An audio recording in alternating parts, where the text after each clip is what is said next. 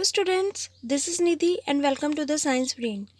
Students, हमने start कर रखी है क्लास 9th की साइंस और 2 पार्ट में आपको करा चुकी हूँ। आज ये 3rd पार्ट है जिसमें हम टिंडल इफ़ेक्ट और ब्राउनियन मोशन के बारे में पूरा पढ़ेंगे और सॉल्यूशन कंसंट्रेशन के बारे में भी जानेंगे। तो बस बने रहिए इस वीडियो पे लास्ट तक और लाइक कर दीजिए, सब्सक्राइब कर दीजिए और शेयर कर दीजिए। चलिए तो शुरू करते हैं। तो स्टूडेंट्स, हमारा टॉपिक है concentration of solution. It means क्या है कि देखिए, the relative property of solute and solvent in a solution define the concentration of solution. It means क्या है कि सॉल्यूशन के अंदर सॉल्यूट और सॉल्वेंट प्रेजेंट होते हैं। हमने पहले वाली वीडियो में पढ़ा था कि solute plus solvent is equals to solution. तो सॉल्यूट प्लस सॉल्वेंट की जितनी प्रॉपर्टीज उस सॉल्यूशन के अंदर हैं उसी को हम बोलते हैं concentration of solution. That is saturated and unsaturated. अब वो जो सॉल्यूट एंड सॉल्वेंट की जो प्रॉपर्टी है वो सॉल्यूट सैचुरेटेड भी हो सकती हैं और अनसैचुरेटेड भी हो सकती है। तो वो जो पूरी प्रॉपर्टीज़ हैं सॉल्यूशन की वो क्या कहलाती हैं? Concentration of solution. A solution said to be difficult it amount of dilute if amount of solute in solution is less than its saturation level। देखिए, सॉल्यूशन डाइल्यूट जो होता है, डाइल्यूशन क्या होता है? डाइल्यूशन मैंने आपको बताया था कि जब हम कोई भी सॉल्यूशन होता है उसमें पानी की मात्रा बढ़ा देते हैं तो वो डाइल्यूशन है। इधर सॉल्यूशन में क्या कह रहा है डाइल्यूट का मतलब कि जो सॉल्यूशन है उसमें अगर वो डाइल्यूट तब कहलाएगा जब सॉल्यूट का जो अमाउंट है सॉल्यूशन के अंदर वो लेस है, यानी कम है। कौन से लेवल से? सैचुरेशन लेवल से। भाई सैचुरेशन लेवल क्या होता है? सैचुरेशन लेवल क्या होता है कि एक सॉल्वेंट है, सॉल्वेंट में हम लोग सॉल्यूट को मिक्स करते हैं। ये सॉल्वेंट है, सॉल्वेंट में जब हम सॉल्यूट को मिक्स करते हैं तो सॉल्यूशन बनता है। तो एक टाइम ऐसा आता है कि सॉल्यूट जो है और ज़्यादा डिसॉल्व नहीं हो पाता है सॉल्वेंट के अंदर, तो वो सैचुरेशन पॉइंट होता है। तो उस सैचुरेशन पॉइंट से भी कम है सॉल्यूट तो उसको हम बोलते हैं डाइल्यूट अमाउंट। ठीक है, अब नेक्स्ट क्या है देखिए, a solution said to be a concentrated. अब कौन सॉल्यूशन कंसंट्रेटेड है? व्हेन अमाउंट ऑफ सॉल्यूट, अगर सॉल्यूट का अमाउंट जो है can not be dissolve in solution, अगर सॉल्यूशन के अंदर जो है सॉल्यूट का अमाउंट जो है वो डिजॉल्व नहीं हो रहा है एट अ गिवन टेम्परेचर पे, तो सॉल्यूशन को हम लोग बोलेंगे कंसंट्रेटेड। ओके, नेक्स्ट है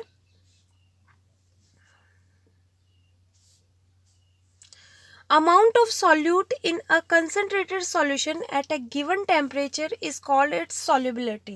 देखिए, solubility क्या होता है कि कोई भी concentrated solution है उसके अंदर solute का जितना amount है given temperature पे अगर वो dissolved है तो उसको हम क्या बोलते हैं? solubility। देखिए, solubility का मतलब क्या है? सबसे पहले solute का मतलब आपको पता है, solvent का मतलब पता है, और जब solute और solvent आपस में मिलकर एक solution बनाते हैं तो वो हम उसकी कंसंट्रेशन देखते हैं। कंसंट्रेशन ये देखते हैं कि सॉल्यूट जो है वो सॉल्वेंट के अंदर कितना डिसॉल्व हुआ है, कितना घुला हुआ है, तो वो जो चीज़ है वो कहलाती है सॉल्युबिलिटी, यानी सॉल्युबल है या इनसॉल्युबल है। ठीक है, नेक्स्ट है solubility of solution can be increase by increasing its temperature. Yes, it is quite obvious कि जो सॉल्युबिलिटी है वो हमेशा सॉल्यूशन की तब इंक्रीज़ होती है जब हम उसके टेम्परेचर को इंक्रीज़ करते हैं।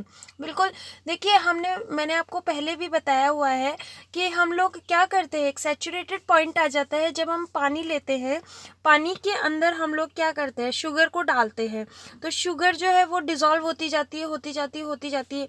एक पॉइंट ऐसा आता है जब इसके बाद जो है शुगर डिज़ोल्व नहीं होती है, जिसको हम लोग सैचुरेटेड पॉइंट बोलते हैं।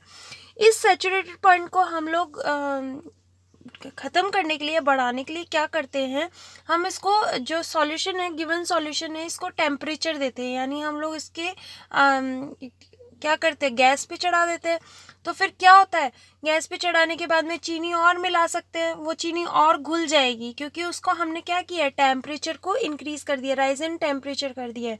तो टेम्परेचर इंक्रीज़ करने से सॉल्युबिलिटी लेवल जो हो जाता है वो क्या हो जाता है, बढ़ जाता है। तो हम लोग ये सॉल्युबिलिटी का फैक्टर भी समझ सकते हैं टेम्परेचर का। ओके, नेक्स्ट जो है देखिए, नेक्स्ट है concentration of solution can be calculated. देखिए अब सॉल्यूशन है, सॉल्यूशन के अंदर सॉल्यूट की मात्रा कितनी है, सॉल्वेंट की मात्रा कितनी है, ये कितने डिजॉल्व हुए हैं, कितने इनडिजॉल्व्ड हैं, ये सब चीज़ें हम लोग अब प्रैक्टिकली समझ सकते हैं। तो प्रैक्टिकली करने के लिए हमें इसका क्या करना पड़ेगा, हमें इसकी कंसंट्रेशन को निकालना पड़ेगा। तो कंसंट्रेशन निकालने के लिए दो फॉर्मूले दिए गए हैं, इनसे बहुत ही बढ़िया न्यूमेरिकल आते हैं एग्जाम्स में, मोस्ट ऑफ द टाइम्स इसमें क्वेश्चन आ जाता है, तो बहुत ध्यान से सुनिएगा।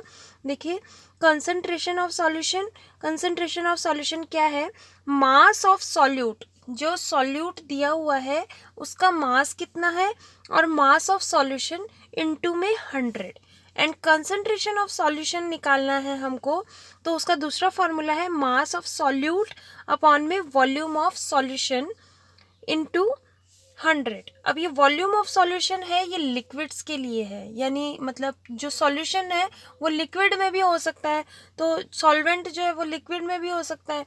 तो ये जो वॉल्यूम ऑफ सॉल्यूशन है ये भी कंसंट्रेशन ऑफ सॉल्यूशन निकालता है, और मास ऑफ सॉल्यूट जो है सॉल्यूशन है वो भी कंसंट्रेशन ऑफ सॉल्यूशन निकालता है। तो ये अब इसके न्यूमेरिकल करते हैं।